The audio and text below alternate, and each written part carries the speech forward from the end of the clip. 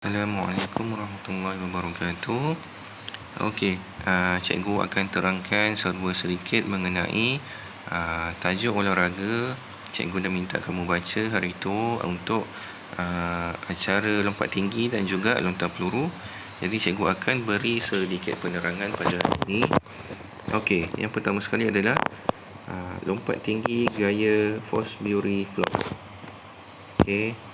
Di dalam lompat tinggi ada macam-macam gaya, tapi yang dalam buku teks tingkatan 1 kita fokus pada satu gaya sahaja. Okey.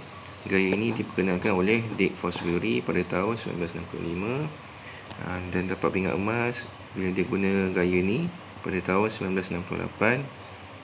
Alright. Dia macam mana gaya ni adalah kita tengok secara detail. Dia akan menggunakan bahagian belakang bahu terlebih dahulu. Maksudnya belakang badan lah. Dan fasa pendaratan yang menggunakan belakang badan. Ada orang dia lompat macam nak terjun kan, nak terjun masuk air. Itu badan depan yang sampai dulu. Tapi yang ni badan belakang badan. Okey, larian landas J adalah asas kepada gaya Fosbury Flop. Kita tengok penerangan dia. Bertujuan untuk menambah kelajuan yang optimum bagi memindahkan daya mendata kepada daya menegak. Gabungan ini dikenali sebagai daya centrifugal yang berupaya membantu murid menaikkan badannya melepasi palang. Okey. So larian dia bentuk J. Macam tu. Ataupun contohnya jadi kita tengok macam ni. 5 langkah larian melengkung sebelum melompat.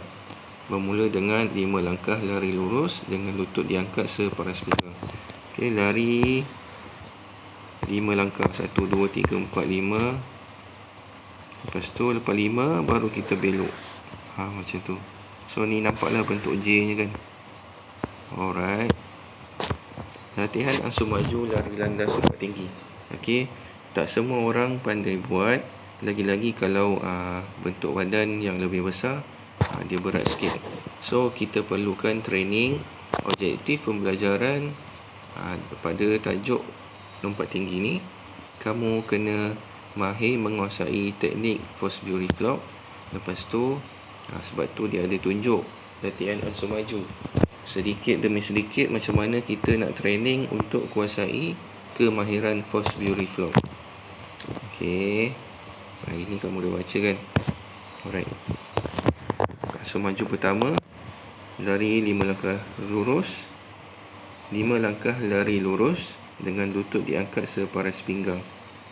Okey, maksudnya lari lutut tu kena tinggi. Diikuti dengan lari 5 langkah secara melengkung. Ini pun lutut diangkat separas pinggang juga. Siapa yang tahu, maksudnya adalah high knee running. Maksudnya lutut tu kena angkat tinggi masa berlari. Ansur maju 2 adalah fasa lompatan, iaitu murid melonjak ke atas dengan serta-merta apabila melangkah tandaan di hujung lengkungan. Okey, masa training kita akan tanda dekat mana kita nak lompat. Tentu supaya kita biasa dengan fasa lompatan. Sambil siku dibengkokkan, kedua-dua tangan dihayunkan ke atas untuk melompat dan badan dipusingkan di udara, membelakangkan kawasan mendarat. Lutut kaki yang bebas diangkat separas pinggang. Yang bebas tu yang ni yang ni yang melonjak, ni yang bebas. Okey. Mendarat sambil membengkokkan lutut untuk menyerap daya. Maksudnya ni nanti bila mendarat dua-dua kaki kena bengkok. Ini ansur maju 2, murid melonjak tinggi ke atas sambil sebelah tangan dihulurkan untuk menyentuh bola yang tergantung. Ada orang dia tak reti mendarat, risau nanti mendarat kepala ke kan, ataupun mendarat kaki dulu ke, tak pandai. So kita praktis, kita pusing ke belakang sambil menyentuh bola di atas. Bila ni untuk fasa mendarat sambil membengkokkan lutut untuk menyerap daya. Mana tadi? Sorry, cikgu tersilap. Cikgu back pula. Okey, selepas training untuk capai bola ni, Kita terus kepada fasa mendarat. Okey. Ini yang cikgu cakap tadi. Daripada tandaan dan lompat di tanda yang disuruh untuk kita melompat. Dan ini perlu dilakukan pada suatu ketinggian dengan lakon yang betul. Kalau baru belajar tak payah nak tinggi-tinggi sangat. Setakat paras pinggang pun boleh. Okey, lutut kaki bebas diangkat dan kilas kaki melintangi badan. Sebaik saja pelompat melonjak. Macam mana tu? Okey.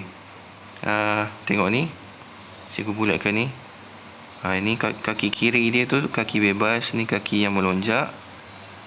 Bila dah melonjak, dua-dua kaki akan separa. Angkat. Dua-dua kaki angkat. Apa yang dimaksudkan dengan apa tu? Mendarat dengan dua-dua kaki dibengkokkan, dua-dua lutut dibengkokkan adalah seperti ini. Nanti dia bengkokkan lagi kaki dia supaya dapat serap daya untuk mendarat. Lentikkan badan semasa melepasi palang seperti ini, supaya badan kamu dapat melepasi palang dengan baik. Okey, sedikit tambahan. Kalau yang masa tengah melepasi palang ni, Okey, kita digalakkan untuk lentikkan badan. Bila dah lepas tu, kita kena buat posisi duduk. Buat posisi duduk tu maksudnya kita kena angkat kaki ni ke depan jadi macam ni. Ni tadi kaki dia ke belakang. Lepas tu lepas je palang, kita kena buat posisi duduk. Pinggang lentik kepada pinggang bengkok. Macam ni. Supaya dapat melepasi palang. Okey, kalau tak faham, kita kena buat amali sebenarnya benda ni. So, tak apa. Nanti cikgu skip dulu ni. Kita masuk pada lontar peluru dulu. Okey, lontar peluru gaya Perry O'Brien. Ini siapa yang tak kenal, atlet Paralimpik, iaitu Ziad Zulkifli, yang dapat pecah rekod dunia. Okey, lontar peluru gaya Perry O'Brien pada tahun 1950-an dalam sukan Olimpik. Ini juga dikenali sebagai gaya gelongsoran. Gelongsoran, apa itu gelongsoran? Ialah menghasilkan daya eksplosif pada kedudukan kuasa sebelum melontar peluru. Okey, apakah latihan-latihan yang perlu dibuat? Ada 3 fasa. 3 fasa ansur maju. Yang pertama sekali adalah lakukan secara berpasangan dengan menghadap antara satu sama lain. Duduk tangan, murid A memegang tangan murid B. Murid A menarik murid B. Okey, ni A, ini B. Okay, so murid A pegang tangan murid B dan dia akan tahan murid B. Murid B pula akan tarik ke belakang. Ini arah tarikan. Dia yang pelajar B ni kena tarik badan dia ke belakang. Dia ni kena tahan untuk biasakan badan kita ataupun pinggang berkilas pinggang untuk pusing. Okey, maksudnya ni gaya gelongsoran ni lah. Bila gelongsoran ni badan kita akan rotate nanti. So maju 2 pun secara berpasangan juga. Tangan dominan murid A memegang peluru, tangan yang bukan dominan memegang tangan murid B. Ni pegang peluru, tangan bukan dominan pegang murid B. Apa function murid B ni pula?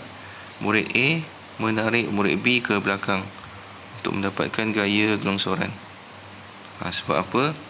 Nanti bila dah lontar, yang ni akan ke depan, yang tangan kiri ni akan ke belakang. Sebab kita nak rotate badan kan. So bila dapat je dia punya, orang kata, tune tu, memang dia ni akan terus ke depan, ni ke belakang, akan menghasilkan momentum yang lebih kuat. Okay, ansur maju 3. Lakukan gelongsoran sepanjang garisan, berhenti pada kedudukan power position. Okey. Sekejap Nanti cikgu bagi tahu power position tu macam mana. So dalam ni dia tak tunjuk pula. Okey, fasa lontaran dalam lontar peluru, ada 4 fasa yang perlu kamu ketahui. Okey, persediaan gelongsoran, lontaran dan pemulihan. Okey, persediaan dia kena ada. Okey, ini kawasan lontaran. Lontaran dia bermula daripada belakang kawasan lontaran. Siku kanan defleksi, angkat daripada badan, diangkat 90 darjah. Lepas tu bungkukkan badan, tangan kanan memegang peluru rapat menyentuh leher di bawah telinga. Okey, leher di bawah telinga ni adalah wajib. Okey, kebanyakan pemain dia batal sebab dia tak letak peluru tu bawah telinga. Okey, kemudian rendahkan badan dan seimbangkan badan menggunakan kaki kanan. Pusat graviti tertumpu pada kaki kanan, iaitu sini. Kalau peluru dekat sini, kena pakai kaki belah sini juga. Macam tu, bukannya pakai kaki sini. Nanti badan awak berat kat sini, kaki sini pula kita pakai, badan awak jatuh pula sebab peluru tu berat. Okey, fasa gelongsoran. Okey, kaki kiri ditolak ke belakang untuk memindahkan daya ke bahagian tengah badan. Okey, kiri ni yang tadi dia angkat, lepas tu dia ke depan dan tolak ke belakang. Daya dia macam tu. Pada ketika ini berbola dan lutut kaki kanan bersekedudukan selari dengan kedudukan kuasa. Ini kaki kanan dia. Dia akan pusing. Tangan sokongan kiri dinaikkan separas bahu untuk mengumpul daya. Ni tangan kiri ni. Biasa kalau kita nak baling batu ke apa kan, kita akan angkat tangan. Kalau kita nak baling tangan kanan, kita akan tangkap, kita akan angkat tangan kiri dulu kan. Dia sebenarnya bertujuan untuk mengumpul daya. Bila fasa lontaran, peluru dilontar serentak dengan lutut diekstensi dan pinggang dikeras. Diekstensi maksudnya diluruskan. Kalau fleksi tu bengkok. Okey, kita tengok gaya dia. Tegakkan badan ke hadapan, lontar peluru ke arah sektor lontaran. Tangan kanan diekstensi pada sudut pelepasan 45 darjah. Kenapa 45 darjah? Sebab kalau kita belajar fizik, 45 darjah ni memberi angle untuk peluru tu pergi lebih jauh. Ni penerangan dia kan. Tangan kanan diekstensi sudut pelepasan 45 darjah. Diekstensi maksudnya adalah diluruskan dan sudut dia 45 darjah. Kalau 90 macam ni kan, dia bersudut. Kalau 45 dia separuh daripada 90. Okey. Tangan kiri pula digerakkan untuk mengimbangi badan. Tadi dia dah dekat depan, bila dah baling dah tukar tangan kanan kat depan, tangan kiri tu pula kat belakang supaya dapat balancekan badan. Berat badan dipindahkan pada kaki kanan. Tadi kaki kiri kat depan. Bila dia dah lontar, kaki kanan ni dialihkan daya ke depan. Ni kaki kanan. Okey, boleh faham? Jadi masa fasa pemulihan, pemain tak boleh melebihi garisan batu ni. Kalau dia lebih, dia akan batal. Jadi dia kena fasa pemulihan ni untuk membalancekan atau menyeimbangkan semula badan pemain. Jadi macam mana adalah berat badan dipindahkan serta-merta. Tadi kaki kanan dia kat depan kan, macam ni. Lepas tu kita tadi macam ni. Lepas dah lontar tu, dia akan pusing badan dia. Still lagi kaki kanan, tapi dia pusingkan supaya dia tidak melebihi garisan. Sambil pusing tu, dia kena turunkan tangan dan rendahkan badan supaya dia tidak jatuh. Kalau jatuh terkeluar pun dikira batal juga. Dia lepas lontar tu, dia kena keluar dekat belakang garisan ni. Sini boleh, sini boleh, sini boleh. Kalau dia keluar lebih daripada garisan tengah ni, dekat sini, itu dikira batal. Okey. Yang ketiga, lepas dah lontar tu, tadi kaki kanan dia lurus. So fleksi kaki dengan membengkokkan lutut supaya dapat menyerap daya kat sini. Rendahkan badan, ayun kaki kiri ke belakang supaya dia dapat pusing dan tidak melebihi garisan depan kawasan lontaran.